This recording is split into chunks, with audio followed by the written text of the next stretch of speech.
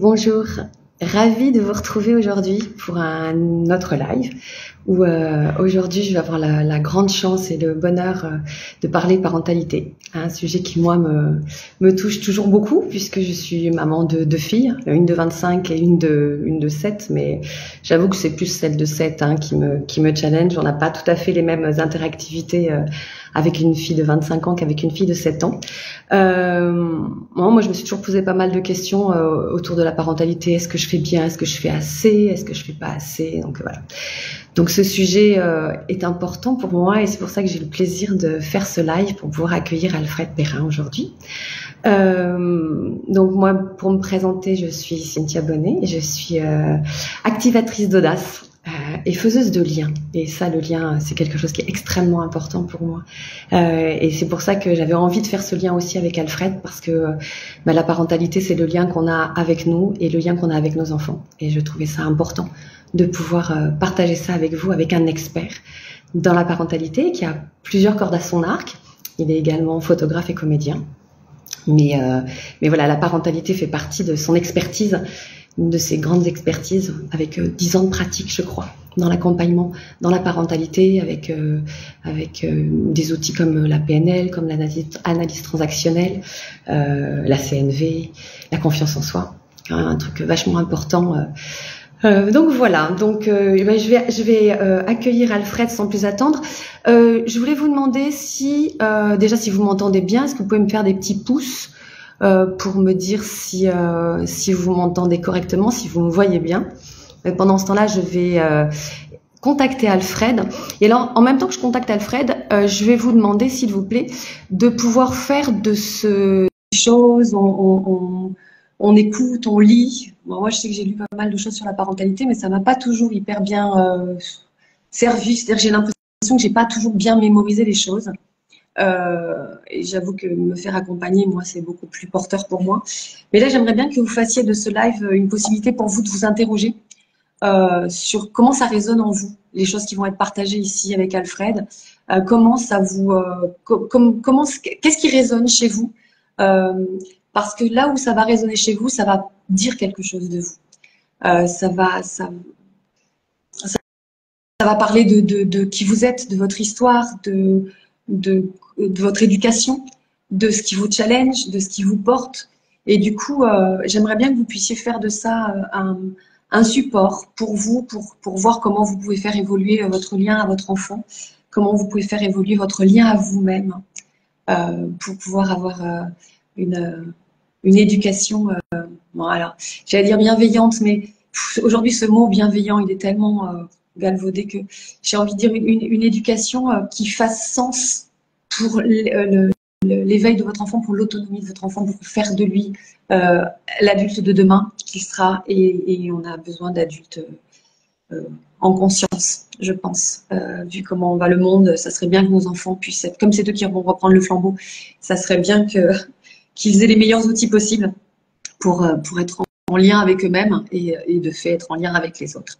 Alors, je vois que je n'arrive pas à joindre Alfred, mais je ne m'inquiète pas. Hein, je sais à quel point Instagram parfois peut être un petit peu déstabilisant, mais je sais qu'on va réussir à se trouver.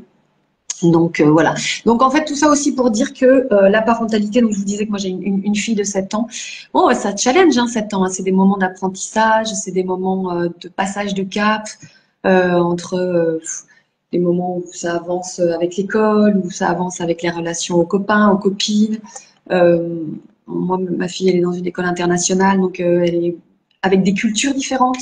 Et en France, par exemple, toutes nos écoles sont avec des cultures différentes, avec des langues différentes, et c'est bien, je pense, nous, en tant que parents, de mettre l'accent auprès de nos enfants sur l'importance que ça a de s'ouvrir au monde, d'accepter l'autre dans sa différence.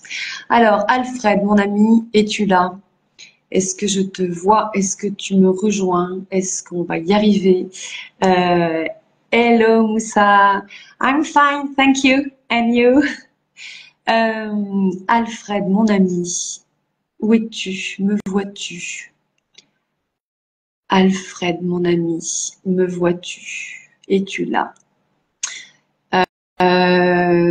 Ok, Maria nous a rejoint. Daphné, avec plaisir, merci beaucoup. Ah, notre grand photographe Aski. Ça c'est un plaisir de te voir là. Et salut Aurélie. Ok, donc moi je vois qu'Alfred n'arrive pas à nous rejoindre. Je vais encore lancer l'invitation parce qu'effectivement Alfred pas Alfred, pardon, lui il nous fait pas des blagues, c'est Instagram qui nous fait des blagues. Mais je suis sûre que ça va marcher. Donc parentalité. Alors vous êtes plusieurs là, je vois être connectés et être concernés de plein fouet avec la. Ah, Alfred, es-tu là? A priori, oui.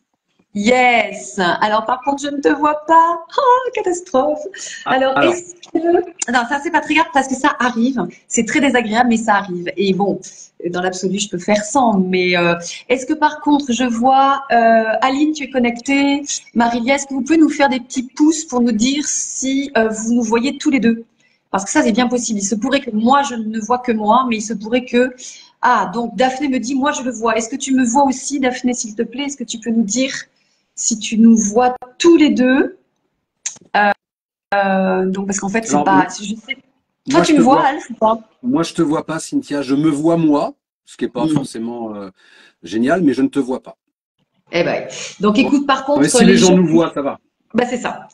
Est-ce que toi, tu vois les commentaires? Oui, apparemment. Ok. Bon bah écoute, super. Bah écoute, alors c'est un peu dommage. J'aurais eu Bah oui, tellement de je te plaisir vois à te pas. voir, mais voilà. Mais moi non plus, je te vois pas. Mais écoute, étant donné que Instagram nous fait des petites misères aujourd'hui, je te propose qu'on fasse comme ça.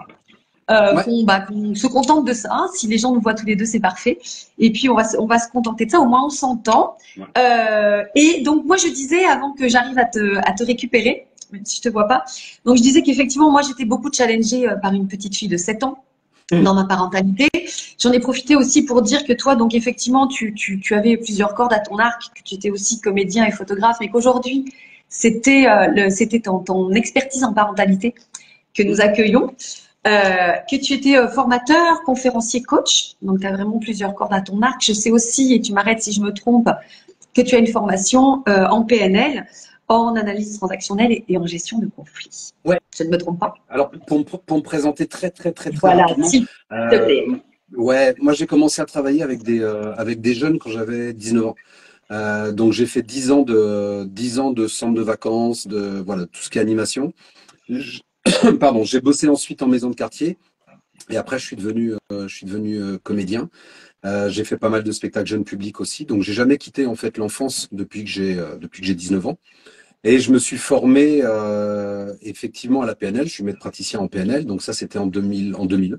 Donc il y a 24 ans. Et depuis 24 ans, je me forme à plein d'autres choses, comme tu as dit, la CNV, mais ça, j'avais 22 ans quand j'avais commencé la CNV. Ok. La gestion de conflits, bien évidemment, parce que j'ai des stages de gestion de conflits. Et puis l'analyse transactionnelle qui est très intéressante, la spirale dynamique qui est un outil, je vous encourage à aller voir sur Internet. On n'aura pas le temps d'en parler là. Voilà. Et la parentalité, j'en fais depuis, depuis une bonne vingtaine d'années. Et Ah oui, donc, je tu travaille avec vois. des familles Moi, je disais 10 ans parce que je savais un que tu petit avais peu des plus. accompagnements depuis 10 ans, mais en fait, c'est beaucoup plus vieux que ça. Un petit peu plus, on va dire que depuis, vraiment quasiment depuis 2002-2003. Ensuite, j'ai travaillé beaucoup sur la confiance en soi, qui sont mes deux domaines, on va dire, la confiance en soi et la parentalité. Ils se rejoignent sur certains stages. Et voilà. Donc, je bosse un peu avec des organismes comme la CAF, avec enfin voilà, avec plein de choses et puis des parents en individuel aussi. Voilà, très rapide. Ok, bah super, impeccable. Dis-moi, alors je sais, étant donné que ça fait très longtemps que tu es dans le domaine, est-ce qu'on ne pourrait pas en profiter? Je suis sûre que tu pourrais nous donner une petite piste sur tout l'historique de ce qu'on appelle la parentalité aujourd'hui bienveillante, de toutes ces tendances qu'on a entendu parler, qui souvent pour beaucoup de parents en tout cas sont challengés entre, comme ce que je disais tout à l'heure, est-ce que j'en fais trop, est-ce que j'en fais pas assez? Est-ce que tu aurais une Ouais. petite idée à nous donner, un petit cheminement à nous donner de ce qu'est la parentalité aujourd'hui et ce qu'elle était avant? Oui, tout à fait. Alors, je tiens quand même à préciser que tout ce que je vais dire, c'est ce que moi je suis amené à déduire depuis des années et à croire. Donc voilà, ce n'est pas une vérité. On est bien d'accord. Je suis pas en train de dire la parentalité c'est comme ça, c'est comme ça. C'est aussi mon avis. Donc on a le droit de pas être d'accord sur plein de choses. C'est pour ça que je donne certainement pas des conseils parce Ok, que il y a un mec il y a 30 ans qui m'avait dit un bon conseil, méfie-toi des conseils. Et j'ai gardé d'accord. ce truc-là en tête depuis toujours. Et et ce que je dis toujours dans mes stages, je dis ne croyez pas tout ce que je vais vous dire, et tout ce que je dis est peut-être faux. C'était une phrase de Bouddha, si je ne me trompe pas. Donc simplement, voilà, c'est là pour échanger. Les gens qui ont envie de prendre, qui ont envie d'essayer, ils essayent. Et puis si ça marche pour eux, bah, c'est super, ça deviendra leur vérité. Mm. Mais voilà, je surtout pas de j'ai raison et les autres ont tort. Surtout pas ça. Donc Mais c'est je un suis bien échange qu'on a là. Ouais, je suis bien d'accord avec toi. Et c'est ce que je disais d'ailleurs en t'attendant, c'est que j'invitais les gens qui allaient nous suivre, que ce soit là maintenant en live ou en replay, de se poser la question où est-ce que ça allait les toucher, ce qu'ils allaient entendre, qu'est-ce que ça allait faire résonner chez eux, en quoi ça allait leur ouvrir une possibilité de compréhension d'eux-mêmes par rapport à leur histoire, par rapport voilà, et de pas se laisser emporter et voilà d'être critique en disant tiens ça me parle et pourquoi ça me parle ou tiens ça me parle pas et pourquoi ça me parle pas parce qu'en fait que ça nous parle ou pas ça parle de nous et je trouve ça Alors, très important ouais, de ouais. le rappeler aussi. Et ce que je dis, c'est quand je fais des stages sur la parentalité, déjà je les fais avec les parents, euh, et je vais donner des outils qu'on peut, des outils de communication. Il y en a qui fonctionnent, il y en a qui fonctionnent pas. Ça fonctionne pas toujours avec tout le monde, et ça fonctionne Mm. jamais avec personne. Euh, donc c'est les essayer. Par contre, il y a personne ne connaît mieux son enfant qu'un parent. Donc dire à un parent faites comme ci, faites comme ça, ça a pas tellement de sens parce que ça marchera peut-être pour un, mais ça marchera pas pour tous les autres. Donc en Ouais, je fait, suis moi d'accord. quand je fais du coaching, je travaille avec les parents, je travaille avec leurs enfants, je travaille avec eux. Comme ça, on travaille vraiment Mm. bah, avec leurs gamins et on va chercher plus loin. Par contre, en stage, je vais plus donner des billes sur la psychologie de l'enfant, sur le développement psychologique de l'enfant, sur des outils de communication comme la PNL, sur la CNV, etc., qui pourront eux tester. Mais D'accord. personne ne connaît mieux ses parents que les Tes parents enfants. eux-mêmes. Ouais. Donc, loin de moi des conseils. Pour ta question sur la parentalité, euh, en fait, donc, avant, il y avait vraiment je dis avant, c'est, je vais te dire exactement quand, mais avant 67, 68, il y Ça avait ne vous une forme rajeunit de pas. parentalité qui, pardon? Ça ne vous rajeunit pas. Non, non, bah, non, moi non plus, j'étais pas né en 67. Il y avait une forme de parentalité qui était bah, depuis pas mal de temps à peu près la même. La mère amenait le côté féminin et le côté rassurant. Je m'occupe de mon enfant. Elle travaillait pas forcément, donc elle était plutôt à la maison. Encore une fois, il y a plein d'exceptions, on est d'accord, mais je vous dis ce Oui. qui se dégageait plutôt à cette Oui. époque-là. Et ça depuis très longtemps, on va dire même quelques siècles. Et puis le père était là pour lui apprendre la force, la loi, etc., etc. Et en 67, il y a quelque chose qui est arrivé, qui était plutôt pas mal. C'est la pilule. Et, Ah. et donc l'autorisation de la pilule surtout. Mm. Et la mise en vente de la pilule. Alors ça a pris quelques années avant de devenir courant, mais on va dire que 67, c'est là où a été votée la loi. Et, euh, et puis derrière, donc ça c'était en décembre 67, et puis derrière on a eu mai 68. Et Et mai oui. 68, c'était la liberté de la sexualité. Ça a été, il n'y a plus de règles, il faut pas obéir, etc., etc., Mm. etc. On doit être cool, enfin bref, on doit s'aimer. Enfin tout ce qu'a apporté mai 68 comme chose bien et comme chose pas bien. Oui. Et en fait, la parentalité à partir de ce moment-là a commencé à changer. Et on a eu les D'accord. premiers, pardon? Là, j'ai dit, ok, Ouais. c'est ce lien-là, c'est le mai 68 qui a été un déclencheur, tu veux dire? Alors la pilule est mai 68 D'accord. parce que en fait d'un seul coup donc on va dire que c'est vraiment dans les années 70-80 que c'est le temps que ça s'installe mais en fait il y a eu une différence fondamentale par rapport à avant, c'est qu'avant un enfant n'était pas forcément voulu. Donc les D'accord. mômes on pouvait en avoir deux, trois, quatre et puis ben ok, Oui. je suis père, mais bon, va falloir qu'il travaille vite et puis qu'il nous gonfle pas trop et qu'il ramène des sous à la maison. Euh, L'arrivée de la pilule a fait que d'un seul coup, les enfants étaient désirés. Et ça a tout changé parce que ça a amené une responsabilité. J'ai décidé d'avoir un enfant, donc je m'en sens beaucoup plus responsable et j'ai quelque part un devoir envers lui que j'avais pas forcément avant parce que bah il arrivait et puis je le voulais pas. Donc, Oui. je pouvais même le Beaucoup donner. d'enfants n'ont pas forcément été souhaités. C'est vrai qu'effectivement, dans des générations d'avant, beaucoup d'enfants sont arrivés parce qu'ils Ouais. y arrivaient, quoi. Mais Voilà. Et donc, ça a foncièrement changé. Et en fait, ça a commencé vraiment à changer dans les années 80. Et c'est dans les années 80 que le terme parentalité est arrivé. Il n'existait pas d'accord. avant. Il n'existait pas avant. Il y avait le papa, la maman, le père, la mère. Et d'un seul coup, la parentalité est arrivée. Et de plus en plus, maintenant, on n'entend plus les gens qui disent, de moins en moins, je suis le père, je suis la mère, c'est je suis le parent. C'est vrai. Je suis le parent du petit machin, je suis le parent du. Tu vois, il y a un truc où Ouais. il y a plus la mère et le père. Et puis, bah, bien évidemment, les femmes ont commencé à travailler de plus en plus, et nous en arrivons à un système qui a complètement changé en quelques années par rapport à des siècles traditionnels. Donc, et je pose aucun jugement là-dessus. Je sais pas si c'est mieux ou moins bien. Oui, J'en sais j'entends bien. absolument rien. Là, ce que je vous donne, c'est des faits. Donc, le mot parent est arrivé et et en fait, les rôles ne sont plus ce qu'ils étaient avant. Comme je t'avais dit, avant, c'était maman, maison, je m'occupe de bébé, papa travaille et je représente la loi. Et, alors, pour moi, le côté féminin et le côté masculin ont toujours ces rôles-là, sauf qu'il y a de plus en plus de papas qui développent leur côté féminin et de plus en plus de mamans qui développent leur côté masculin. Et Donc, puis, en fait, je pense aussi qu'il y a aussi de plus en plus de papas qui n'ont qu'une envie aussi, c'est d'être très, très impliqués dans la toute petite enfance, parce qu'on sait que ça passe très vite, et qu'il y a effectivement de plus en plus de papas qui réclament à corps et à cri des congés parentaux alors c'est pour ça. pouvoir effectivement accueillir leurs enfants. Effectivement, et ça, c'est arrivé, je te dis, après le fait que on devienne responsable du fait qu'on ait un enfant et qu'on le choisisse. Et donc, ce qui était complètement naturel du côté de la mère, mais ça, c'est hormonal, de s'occuper, d'avoir de l'amour pour les enfants, etc., et qui paraissait, je dis bien paraissait, un Oui, peu moins d'accord. évident Oui, du on est côté d'accord du. parce que c'est pas une généralité qu'une mère aime son enfant. Oui, on est bien d'accord. Bon, voilà. Mais on va dire qu'en termes hormonal, il y a cet attachement qui est moins du côté du père. En tout cas, qu'il était moins avant. Et maintenant, de plus en plus.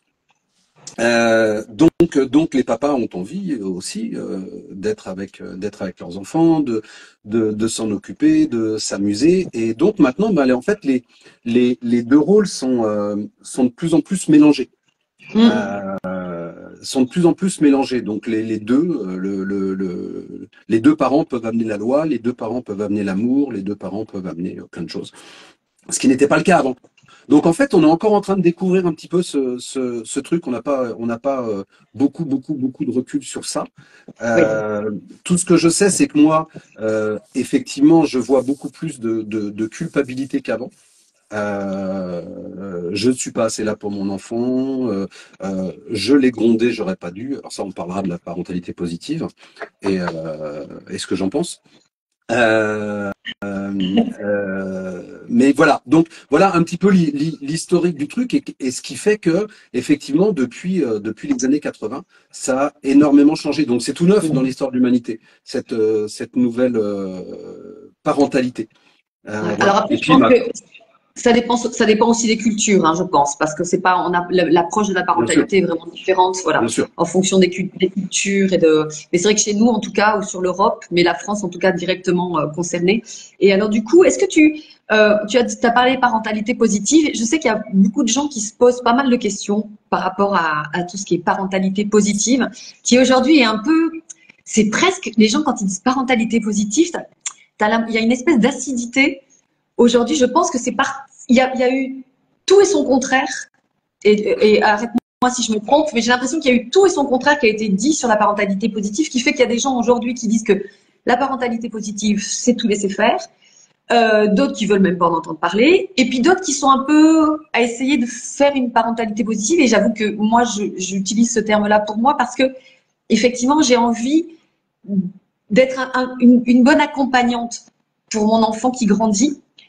Et c'est en ça que je mets du positif là-dedans, c'est-à-dire que j'ai pas envie de restrictions à tout va, et j'ai envie de cadrage qui tiennent la route, mais qui veuillent dire quelque chose, de mettre un cadre qui veuille dire quelque chose, parce qu'on sait très bien qu'un enfant sans cadre, ça part dans tous les sens. Mais voilà, d'avoir un besoin de mettre un cadre qui veuille dire quelque chose. Et j'avoue que c'est quand même assez challengeant. Et je suis curieuse d'avoir ton avis là-dessus. Oui. Euh, euh, alors, beaucoup de choses à dire. Je vais essayer d'être clair.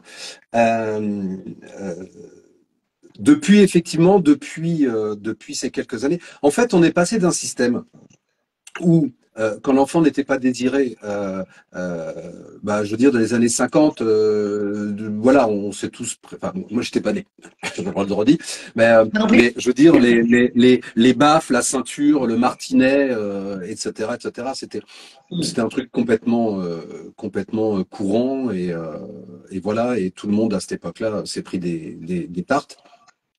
Et puis, je te dis, on a commencé à désirer les enfants, on a commencé à dire, bah ouais, mais c'est moi qui l'ai voulu, etc., etc.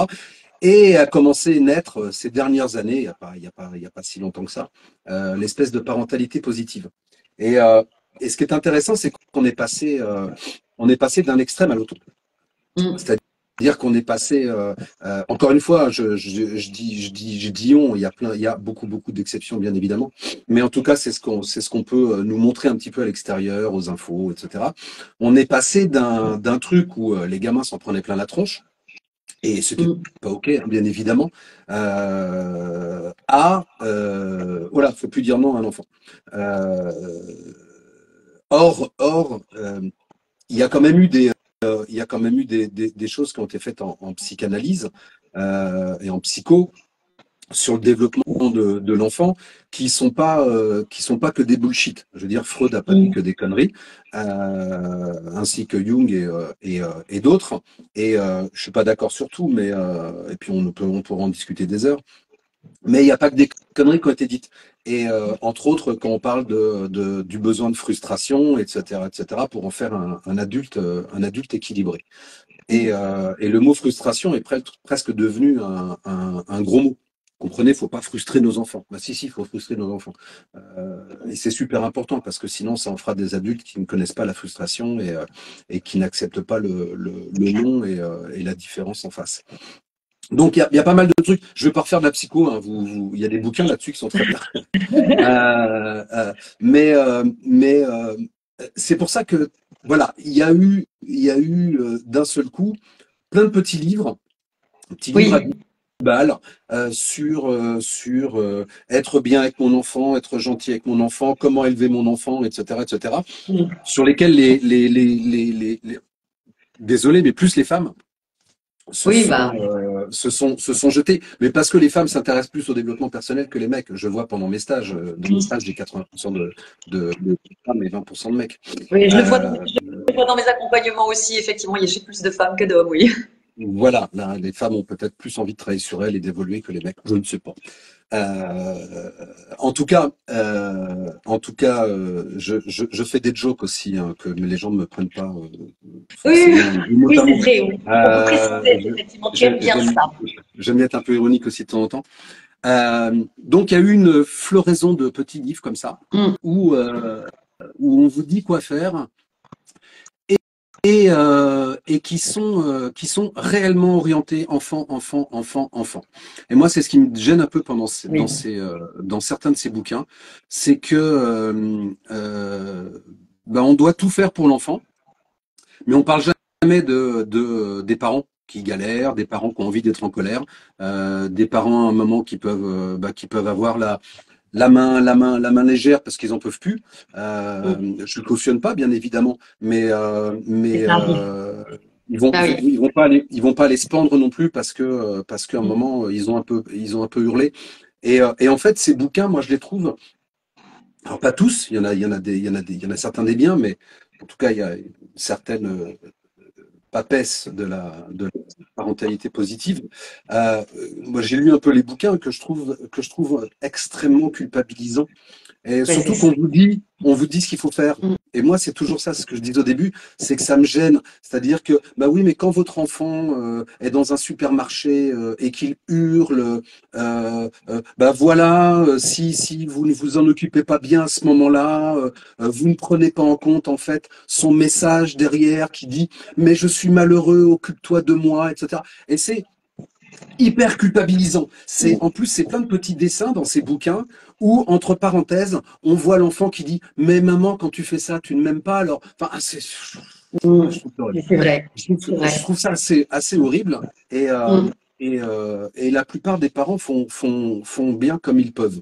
Euh, d'où pour moi l'utilité de comprendre le développement psychologique de l'enfant, euh, de comprendre ce qu'est l'estime de soi, de comprendre ce qu'est la confiance en soi, et d'avoir des outils qu'on va pouvoir adapter à notre enfant. D'où, pour moi, la formation de parents. Voilà, parce que Oui. j'ai toujours dit parents, c'est un métier, et c'est sûrement un des métiers les plus durs au monde. Euh, et donc, quand on a des outils pour ça, qu'on est mieux armé avant qu'arrive un enfant, ça sera plus facile. Ça sera plus facile. Oui. Maintenant, les enfants resteront tous différents et ce qui marchera pour certains ne marchera pas pour d'autres. On est Mais en d'accord. tout cas, sur la parentalité positive, j'entends vraiment n'importe quoi parce que en plus, beaucoup s'appuient sur les neurosciences parce que ça, c'est le truc actuel. C'est je C'est viens à vrai. la télé, je viens dans des podcasts, je viens dans des émissions YouTube et je viens toujours accompagné d'une personne jeune, très souvent féminine, expert en neurosciences et qui va confirmer tout ce que je dis, qui va confirmer que si jamais j'élève la voix sur mon enfant, alors mon enfant peut être traumatisé à vie et je suis un monstre. Donc voilà, moi ça me gêne beaucoup parce que je vois des parents qui viennent me voir et qui sont terrorisés, qui sont remplis de culpabilité Mm. parce que la veille ils étaient un peu énervés et ils ont haussé la voix sur leurs enfants. Je dis pas qu'ils les ont tapés, hein, ils ont haussé la voix. Oui. C'est-à-dire qu'à un moment ils ont dit bon maintenant j'en ai marre. Hein. Euh, et le lendemain, ils viennent me voir, ils me font, j'ai crié sur mon enfant, j'ai vu que ça pouvait le traumatiser à vie, qu'est-ce que j'ai fait? Et je leur dis, calmez-vous, calmez-vous. Calmez-vous, j'ai été élevé dans les années 60, enfin 70, j'en suis pas mort. Donc, je, pour moi, le truc, c'est pas tant ce qui a pu se passer avec un gamin qui est grave, c'est qu'est-ce que je vais en faire. Mm. Mais là, J'ai crié sur là, je mon suis enfant. entièrement d'accord avec toi, effectivement. Voilà, j'ai crié sur mon enfant. Il y a ma main qui est partie, je lui ai mis une fessée. J'avais pas envie, je regrette, etc., etc. Ok, bon, on peut regretter toute sa vie, ça sert à rien. Le regret, ça sert à rien, c'est fait, c'est fait. Maintenant, qu'est-ce que je fais pour que ce truc-là, qui n'est pas dans mes habitudes, devienne quelque chose qui va construire quelque chose Mm. de nouveau avec mon gamin. Euh, donc ça veut dire qu'on peut, effectivement, on peut regretter, on peut s'excuser, on peut dire, voilà, je n'aurais pas voulu faire ça, etc., etc. Maintenant, qu'est-ce qui fait qu'est-ce qui fait que je suis arrivé à ça? Est-ce qu'on peut en discuter tous les deux? Parce que il y a toujours du 50-50, on est bien d'accord, c'est jamais que de la Mm. responsabilité d'un. Donc, qu'est-ce que je peux faire? Qu'est-ce qu'on peut faire pour grandir tous les deux? Parce que si je me suis énervé aussi, c'est pas peut-être pas pour rien. Euh, donc, c'est pas se Moi, justifier. ouais, je Excuse-moi, je suis finis d'accord. juste ça. Ouais, je t'en prie. C'est pas se justifier parce que voilà, mais c'est s'expliquer. Alors avoir la capacité de s'excuser devant un enfant, bien évidemment, comme lui, il peut avoir la capacité de s'excuser devant un adulte. Il n'y a pas de souci. Maintenant, il faut pas oublier une chose quand même, et c'est, je trouve, ce dont on ne parle pas assez dans la parentalité positive, c'est que nous sommes responsables de nos enfants. Et donc, cela veut dire que ça implique aussi de mettre des cadres et que nous représentons la loi. Mm. Qu'il le veuille ou non, en fait, à la maison, c'est pas lui la loi, Mm. c'est nous. Et c'est très important de fixer des cadres parce que nous vivons dans un monde où il y a des lois. Faire croire à un enfant que tout est possible, que on a le droit à tout, on a le droit de dire tout. Pour moi, c'est un délire. Et c'est ce qui s'est passé un moment en Suède, hein, où où il y avait effectivement les enfants étaient devenus rois. On voit ce que ça a donné. Maintenant, c'est des jeunes qui ont une vingtaine d'années. Il y a des taux de suicide qui ont énormément augmenté là-bas parce que quand on te dit que tu es un petit dieu jusqu'à l'âge de 18 ans et que tu es extraordinaire, que tu as le droit à tout, etc. Quand tu sors de ta maison et que tu vas dans le monde du travail, Ouais. ça fait le choc un peu, le choc peut-être un peu violent. C'est clair. Donc le cadre, c'est aux parents de le fixer. Et comme je dis toujours, il y a des choses, il y a des choses qui peuvent être négociables et il y a des choses qui ne peuvent pas être négociables. Et ça, pour moi, c'est vraiment l'importance du truc. Tu disais les choses, on parlait des choses à faire ou pas faire. Alors que pareil, je ne veux pas rentrer dans des trucs spécifiques, mais pour rappeler juste le développement de l'enfant, l'estime de soi et la confiance en soi, c'est quand même les deux choses qui vont faire que dans le monde, ça va être plus facile pour nous. L'estime de soi, elle se développe dès la naissance. Il y a des outils pour ça, il y a des trucs à faire. Voilà, ça j'en parle pendant mes stages. On va pas en parler maintenant, mais voilà, il y a des petits trucs de tous les jours qui sont plutôt pas mal, des façons de parler qui sont plutôt pas mal pour développer l'estime de soi. La confiance en soi, ça vient un petit peu plus tard. Et la confiance en soi, ça vient dans 3 ans. 3 ans? Ah oui, quand même, petit. Ouais. Ok. En fait, la confiance en soi se développe alors c'est ce qu'on appelle dans la période rouge en spirale, la période guerrière de l'enfant. Et c'est ce qu'on va appeler en psycho la période du non, où l'enfant peut dire C'est ça. non, non, non, Les non, périodes non, non, guerrières, non. ouais, j'aime bien l'appellation période guerrière, ça me parle bien, ça. Moi, je pense que j'avais une belle guerrière à la maison à l'âge de 3 ans. Voilà. Et alors, ce qui est intéressant, je vais t'expliquer pourquoi je trouve ça intéressant de connaître ça. Et en plus, c'est simple. Franchement, j'ai pas fait des années de psycho et c'est quelque chose que tout le monde peut apprendre très facilement. Donc je disais 3, 6, 3, 8, 4, enfin ça dépend des enfants. On va dire que c'est une période à peu près dans ces zones-là où l'enfant va être dans le non, il va être en mode guerrier, ok, et c'est là où il teste les cadres. Et c'est aussi là où il commence à développer sa confiance en soi. C'est pour ça qu'il est important de donner à ce moment-là, pendant cette période-là, des cadres très clairs, mais en même temps, des possibilités à l'enfant de négocier et que vous changiez d'avis. Parce qu'à chaque fois qu'il va faire, mais si, j'aimerais bien prendre le bonbon quand même. Non, je t'ai dit, à cette heure-là, le bonbon, c'est fini. Ça, c'est ce que j'avais mis en place. Bah oui, mais alors, regarde, je pleure un peu maintenant, et puis j'irai me retourner me laver les dents après, là. Et puis il va négocier, il va chercher, c'est intéressant, quand c'est pas très grave, de pouvoir se dire, ok, c'est bien vu, c'est bien négocié, c'est bien amené, il a amené des arguments, etc. Et puis il est allé, ok, je vais changer, exceptionnellement, d'accord. Parce que quand l'enfant gagne, c'est de la confiance en lui. S'il Oui, c'est gagne tout, gagné. Et là, ce que j'ai envie de relever dans ce que tu viens de dire, c'est qu'en fait, c'est gagné. Il a gagné parce qu'il s'est servi de quelque chose qui n'était pas la violence, qui n'était pas les cris, bien qui sûr. n'était pas des heurts, qui n'était pas des… Voilà. Et du coup, et je comprends tout à fait ce que tu veux dire, du coup, dans le fait que ça puisse effectivement donner plus confiance en soi. J'aime bien cette approche. Ah ben, c'est comme ça. Je gagne, je m'aperçois que je négocie bien. Je fais une parenthèse là-dessus aussi important. Un enfant ne manipule pas. Oui. Les enfants ne connaissent pas la manipulation. Donc dire qu'un enfant est manipulateur, c'est une horreur. Les enfants, ils ont des objectifs et ils font tout pour les atteindre. Et si un enfant, il s'aperçoit que maman dit plus facilement oui que papa, ou inversement, mais il aurait bien tort de s'en priver. Ce n'est pas de la manipulation, c'est de la stratégie. Et les enfants sont les rois de la stratégie. C'est des stratèges hors pair, meilleurs que nous.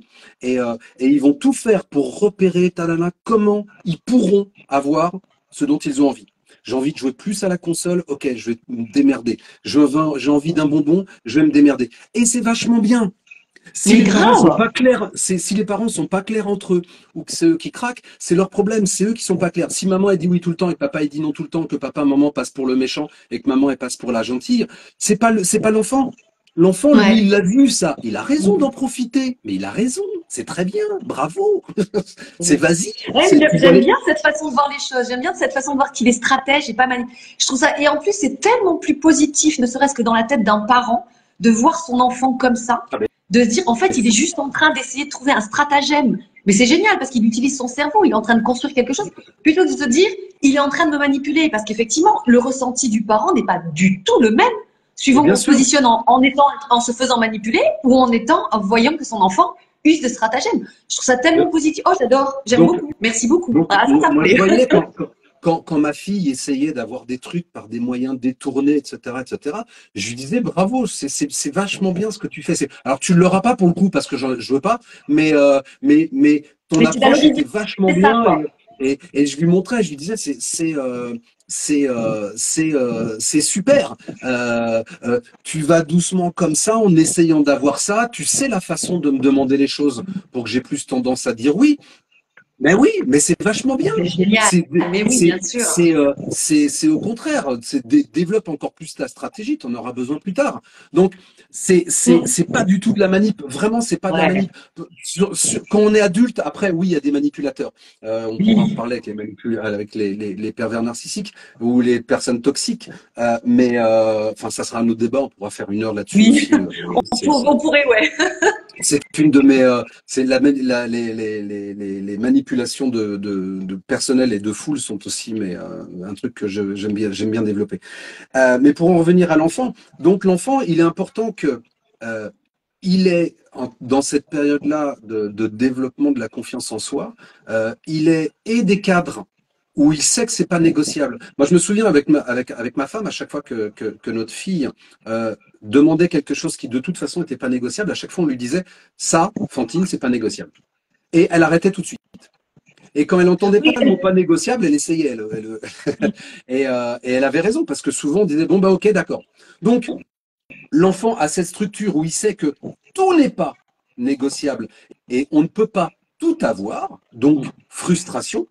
Donc je découvre le vrai monde, c'est-à-dire j'ai pas ce que je veux quand je veux. Je ne suis plus le centre du monde non plus à partir d'un certain âge. Euh, Mes parents existent aussi.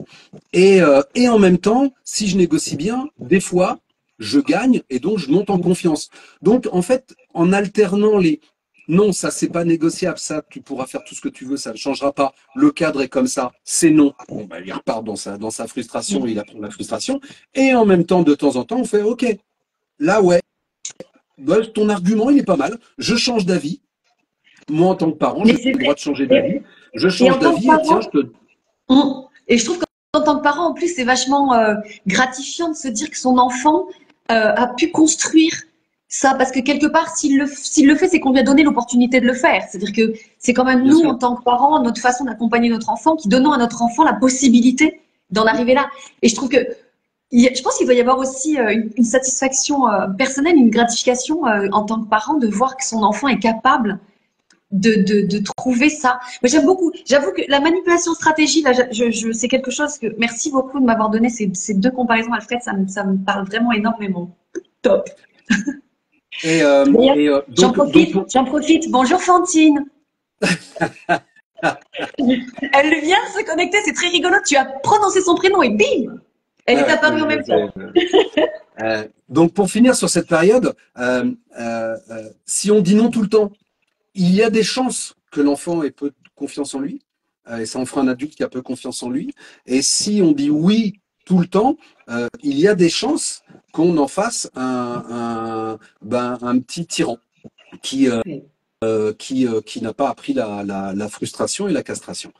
Euh, pour rajouter quelque chose sur cette période-là, comme c'est une période mode guerrier, en général, mais il y a plein d'exceptions, c'est pas forcément une période où la communication non violente va bien marcher. on peut la tester, on peut commencer à en parler, mais la CNV ou Gordon ou autre chose, il y a plein d'autres méthodes qui ressemblent à celle-là. Va pas forcément marcher parce que très souvent c'est à partir du moment de l'Oedipe où on a fait séparation papa-maman. L'enfant a bien compris que le papa c'est le papa et c'est le mari de la maman et la maman c'est la femme du papa et que je vais pas me marier avec ma maman et je vais pas me marier avec mon papa. Ok, alors là, je t'arrête juste un instant. Ça, c'est valable pour les couples hétéros, hein. Comment ça se passe le DIP avec les couples homo? Oh, alors Ça serait un autre débat. ouais, après, c'est un autre débat. C'est pareil, il y a des gens qui vont te dire, moi, le DIP, j'ai l'impression que mon gamin l'a pas fait, etc., etc. D'accord. C'est Ok. très, et puis c'est de la psychanalyse. Il y a les parents et il y a l'objet parental. Donc, ça peut être un moment Ok. quelqu'un d'autre aussi. Tu vois, comme dans D'accord. les couples, par exemple, de filles. Un garçon va peut-être apprendre certaines choses du garçon chez les potes qui viennent à la maison et Oui. qu'il va Chez voir. les Et tontons, chez les grands-parents, chez exactement. voilà, Bien sûr. voilà. Mm. On peut reporter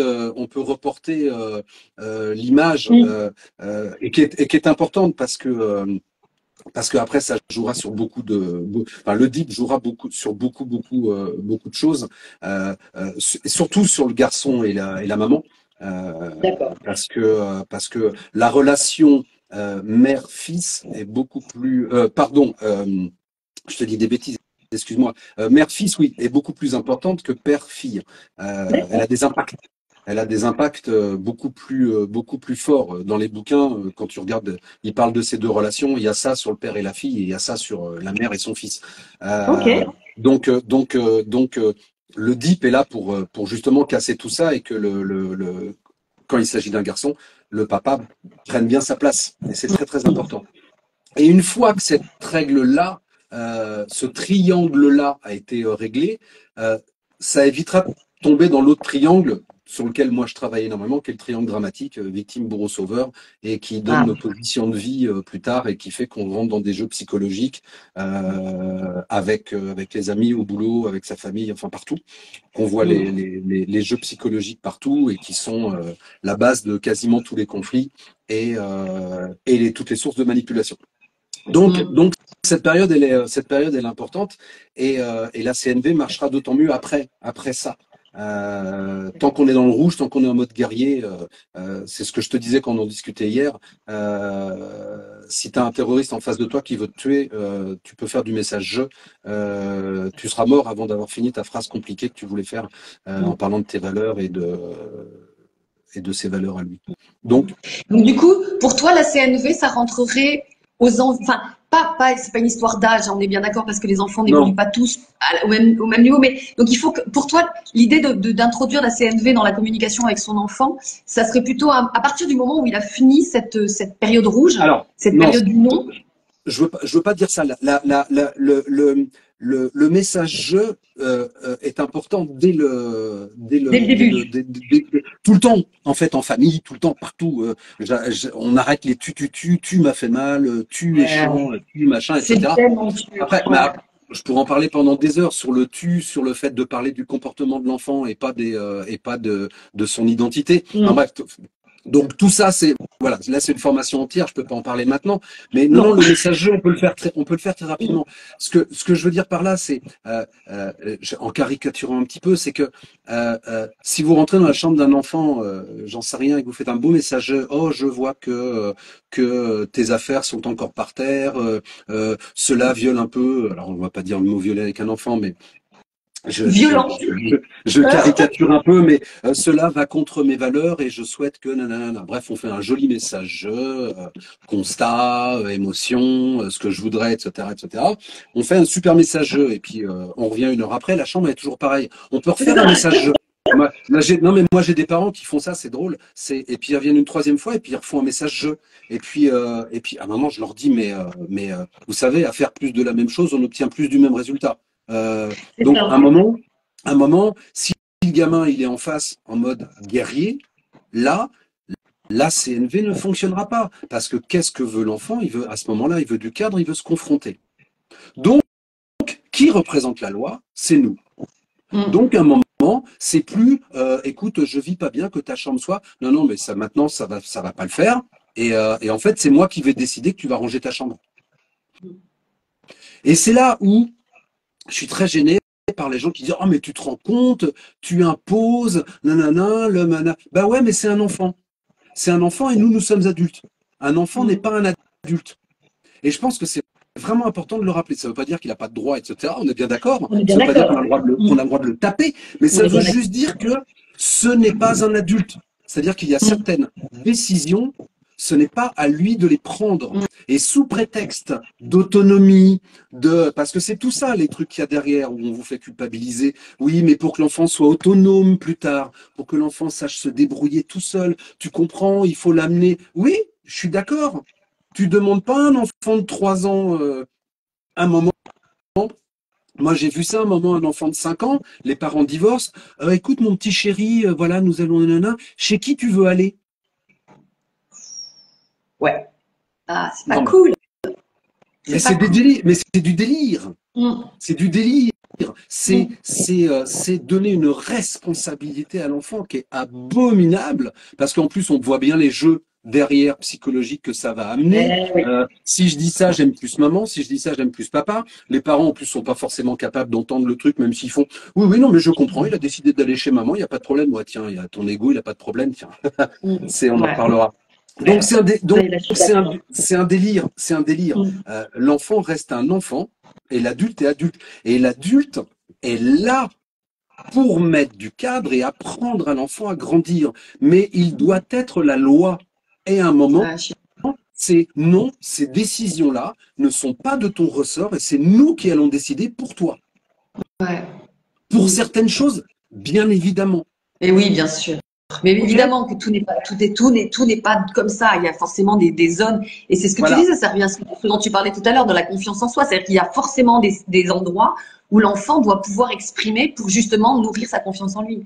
Mais le coup de la chambre, tu sais que moi j'ai réglé ça. Moi j'aime bien en ce moment, je suis vachement sur on coopère. Je dis pas viens m'aider. Je dis on fait une équipe et on fait des choses ensemble. Le côté aider, je sais même plus d'où est-ce que j'ai entendu ça, mais moi ça me dérange de demander de l'aide à mon enfant. C'est pas de l'aide que je veux, c'est que je veux qu'on fasse quelque chose ensemble, une équipe, comme des trucs basiques pour un enfant de 7 ans qui doit apprendre aussi ses règles de on met la table, on la débarrasse. Enfin, c'est des trucs de base, mais je dis viens on fait équipe, on le fait ensemble. Et ben je fais pareil pour sa chambre. On fait Mais équipe. c'est pour Tu ça que je vous dis utilises que, quoi? pardon, c'est pour C'est ça que je te que disais, il y a pas de solution toute faite. mm, Moi, si un parent me dit comment je fais pour que mon enfant range sa chambre, j'en sais rien. Je n'en sais rien.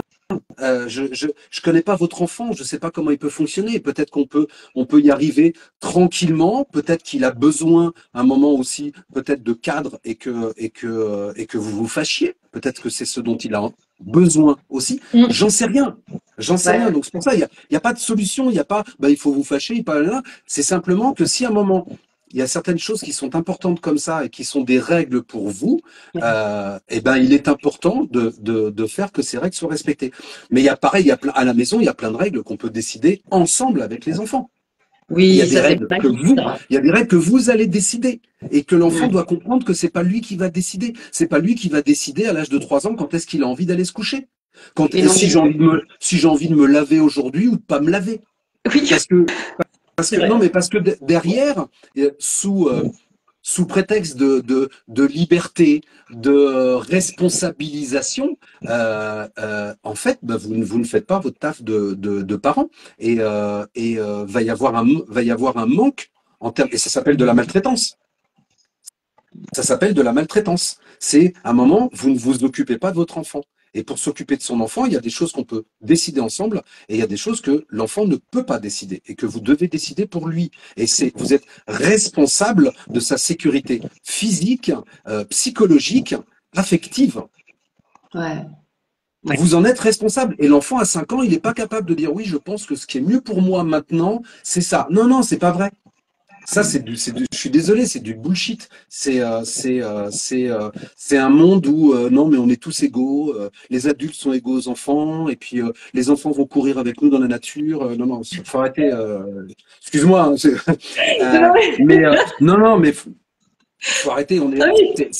c'est le monde merveilleux des bisounours où bébé bisounours, il est capable de parler avec papa bisounours des mêmes choses non, faut Non, arrêter les trucs. on est bien Il faut d'accord. s'occuper, Après, il faut s'occuper on de est nos bien enfants. d'accord on est d'accord qu'il y a effectivement des sujets sur lesquels on va se retrouver. On n'a pas le même vécu, on n'a pas les mêmes besoins, on n'a pas enfin, et puis effectivement, nous sommes garants du cadre de notre enfant et Ouais. on ne peut pas demander, c'est pas les voisins qui vont éduquer notre gosse. Donc, mais par contre, moi, je sais que, alors, je vais prendre l'exemple de ma dernière. Elle très rapidement, elle a eu besoin de comprendre.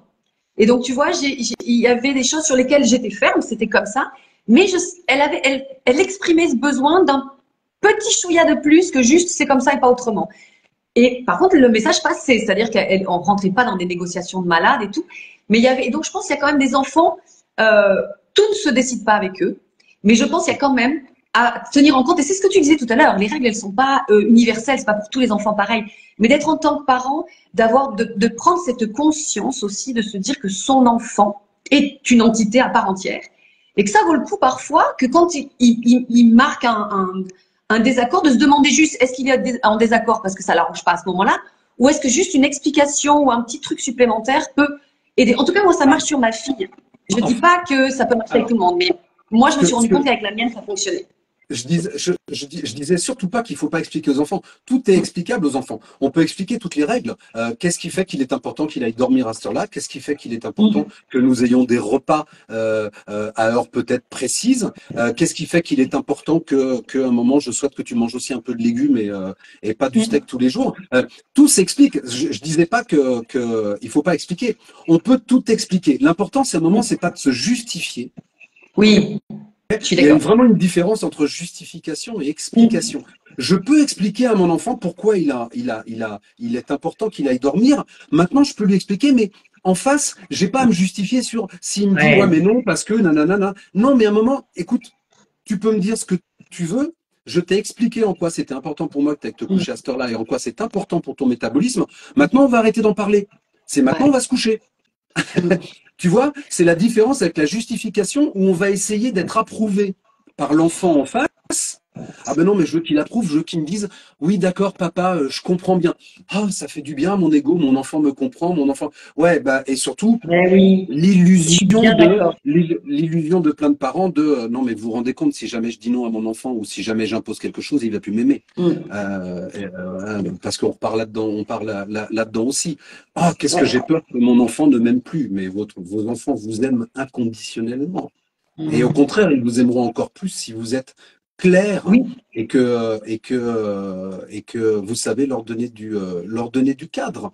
Moi, ouais. je vois, j'ai plein de gens avec qui je discute et 68 a amené ça, cette espèce de non-cadre où j'ai Ouais. plein de potes qui m'ont dit, mais moi, petit, c'était le wild. C'était tous les potes à la maison, on faisait ce qu'on voulait, on faisait, et ça les a vachement déstructurés parce que c'était, Mmh. non, non, mais fais comme tu veux, tout le monde est là, wouh, la liberté, il est interdit d'interdire. Tu vois, Ouais. voilà, ça c'est Moi, je suis pas née dans une famille comme ça. Moi, c'était beaucoup plus cadré. Moi, je suis de 69, hein, donc je suis vraiment arrivée juste derrière. Mais moi, j'étais dans une famille très cadrée. Et alors, tiens, c'est marrant d'ailleurs, ça me fait penser à un truc parce que je m'étais dit, tiens, je demanderais ça à Alfred. Mais moi, j'ai reçu une éducation quand même assez carrée. J'aurais tendance, tu vois, à reproduire ce truc-là, à être dans et j'ai pas envie du tout, mais alors vraiment pas. Et c'est ce qui m'amène souvent à me poser des questions. Et ça, je rejoins ce que tu disais tout à l'heure sur la culpabilité. Et merci d'avoir mis ça en avant. C'est qu'il y a effectivement des fois où je me retrouve à culpabiliser d'une réaction que j'ai, mais qui est saine. Et à avoir cette petite voix derrière au fond de moi qui me dit ah oui mais ça c'est ton éducation qui parle et tout. Mais tout n'est pas acheté dans mon éducation en fait. ben non, Donc heureuse- heureusement, mais heureusement. c'est ça. Mais le poids d'éducation qu'on a reçu, elle joue quand même énormément dans ce qu'on reproduit nous-mêmes ou qu'on ne veut pas reproduire dans Bah, l'éducation qu'on donne à nos enfants. c'est bien évident. D'où j'ai vu qu'il y a notre chère amie Brigitte qui s'est Oui, connectée aussi, j'ai puisque vu aussi. puisque Salut Brigitte. nous avons avec Brigitte justement des stages sur la parentalité. Mmh. Il est bien évidemment qu'il est intéressant de travailler sur soi. En fait, travailler sur soi, ça va te permettre à un moment de pouvoir vraiment, et à n'importe quel âge, s'individuer. c'est-à-dire avoir la capacité de se sentir réellement un individu et que toutes nos décisions soient prises en notre âme et conscience. C'est-à-dire qu'on Mm. a, on n'est plus en train de se dire ah mais ça c'est un réflexe de mes parents ou ça c'est Ouais. contre mes parents. Parce Mm. que faire la même chose que ses parents ou faire le contraire de ses parents, c'est pareil. C'est toujours un manque de liberté et toujours Oui. un attachement aux parents. Le rebelle, il va faire ouais non, je ferai tout le contraire. Moi, j'ai été élevé comme ça, donc je ferai le wild parce que je vais être libre. En fait, il n'est pas libre, il fait le contraire. Il se sent obligé, donc Mais c'est ça, exactement. c'est toujours par Mm. rapport aux parents.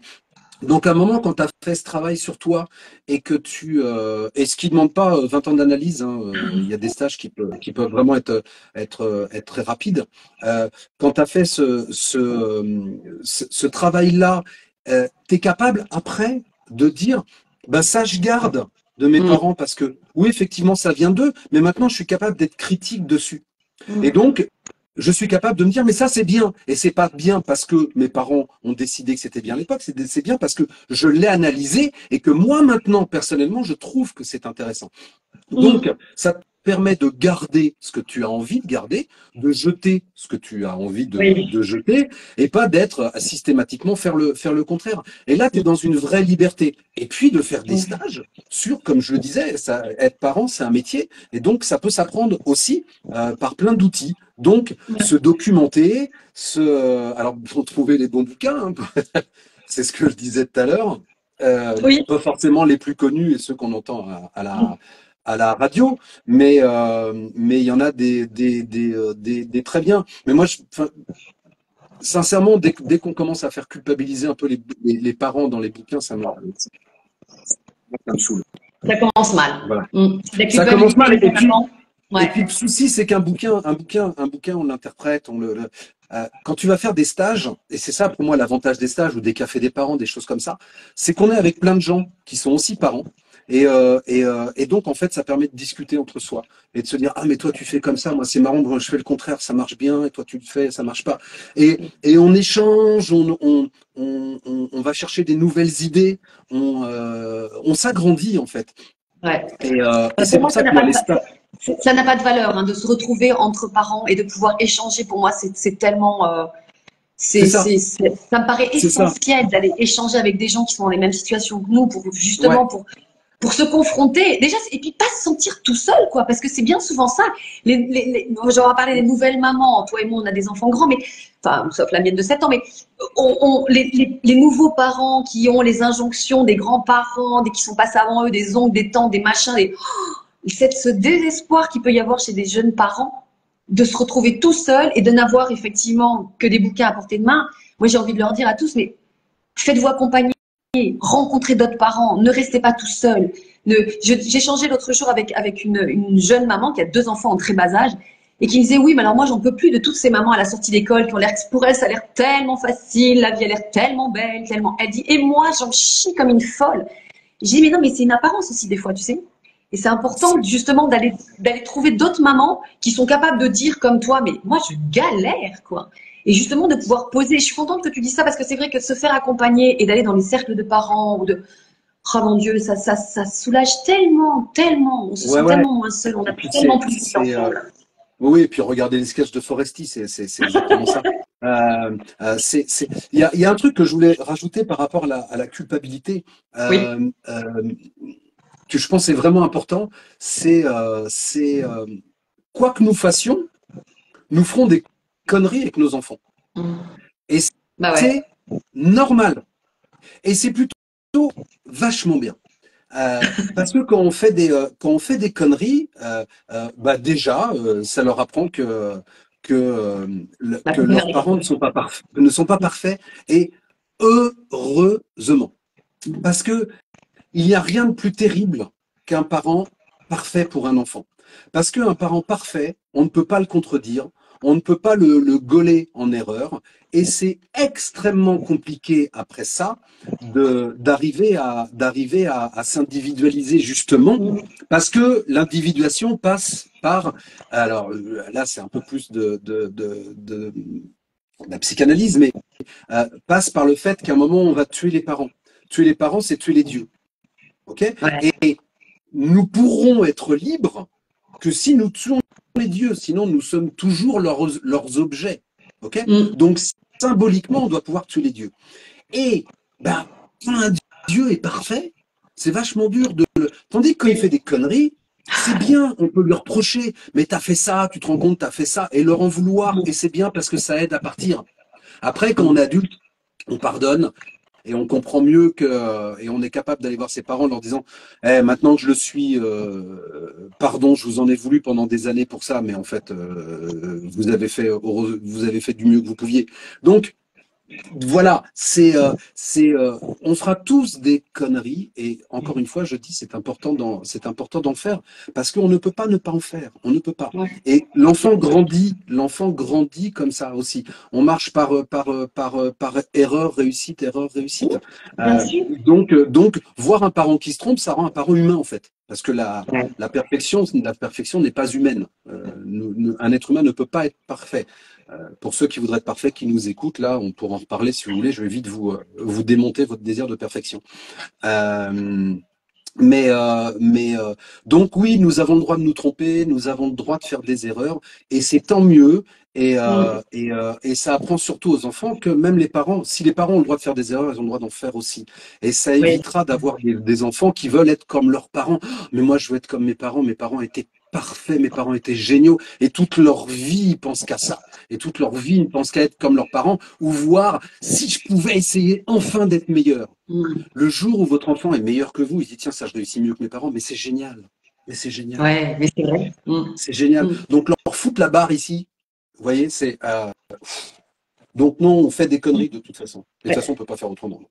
Bah voilà. Eh ben, écoute, c'est merveilleux ce petit échange. J'ai aucune idée de l'heure. Je ne sais pas depuis combien de temps on est ensemble. J'en sais rien. Pas moi non plus. Mais je te propose de clore sur ce magnifique message de faisons des erreurs. Hum, Ça aidera aussi nos enfants à accepter les leurs. Parce que quand même, moi je reconnais que je le dis, hein, moi, hein, quand, quand je me plante. Hein. Quand j'ai fait des boulettes et tout, je le reconnais en fait. Alors déjà, je le reconnais pour moi-même, mais c'est un truc que je fais assez facilement de dire à l'autre, là je me suis trompée, ou tiens j'ai fait une connerie, il faut que je la rate. Enfin, et je trouve qu'effectivement, ça évite d'être mis sur des piédestals, parce que quand on met les autres sur des piédestals, et là qu'on soit enfant ou adulte, hein, le jour où on les descend de leur piédestal, ça fait hyper mal. Donc ne mettons personne sur un piédestal. Et non, ne non, cherchons pas à être sur un et puis, piédestal pour nos enfants non et plus. puis comme tu le dis, sachons vraiment reconnaître aussi nos erreurs. Les profs Mm. devraient faire pareil. Un prof, quand il se trompe, il doit être capable de Oui, dire à sa classe, pardonnez-moi, je me suis trompé, j'aurais pas dû faire ça. Mais ils ont peur, en fait, ils ont peur de perdre leur autorité. Or, non, ça fait partie des outils d'autorité ouais, de savoir à un moment pouvoir dire, OK, je me suis planté. Maintenant, encore une fois, il y a vraiment une différence entre le mea culpa et je me suis trompé et qu'est-ce qu'on fait maintenant, et puis le oh, pardon, mais je voulais pas, mais oui, et puis une espèce de c'est bon, je me suis excusé, je suis revenu, ça va, je voulais pas que non plus je me mette à genoux et tu vois le truc, on doit ouais, le truc c'est toujours de rester non pas en position haute. C'est ce dont on parle en coaching souvent, position haute, position basse. Les parents de temps en temps peuvent se mettre en position haute et ils doivent sur certaines choses parce que il y a des choses qu'ils savent et que l'enfant ne sait pas et mm, que l'enfant doit apprendre.